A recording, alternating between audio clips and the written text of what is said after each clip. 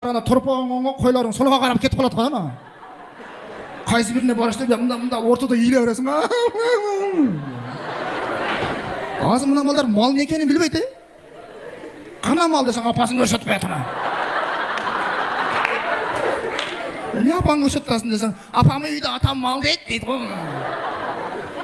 Не екенін білмейді. Бардық шарты бар да ушу. Етіп жашап берсе болды мына малдарша. Біздің оқтан наоборот да, тырманасың мында. Азырқы жаш балдардан телефондан башы шықпайды, телефондан башы шықпайды. Біздің башымыз малдан шықпаған да. Мал бұл проблема болған. Малды жоғалтпасаң не? Атаңан таяқ жейсің. Ошамен тоқтадық сөйтсең, атаң апаң айтады, апаңан таяқ жейсің. Ошамен тоқтадысың, апаң барып, әкең айтады, әкең ұрады. Әкеңнен қашып көшеге шықсаң, көшедегі балдар ұрады. Өлбесем жашай берем дейсің, баяғы жетеді. Өлбес үшін жашай делік та.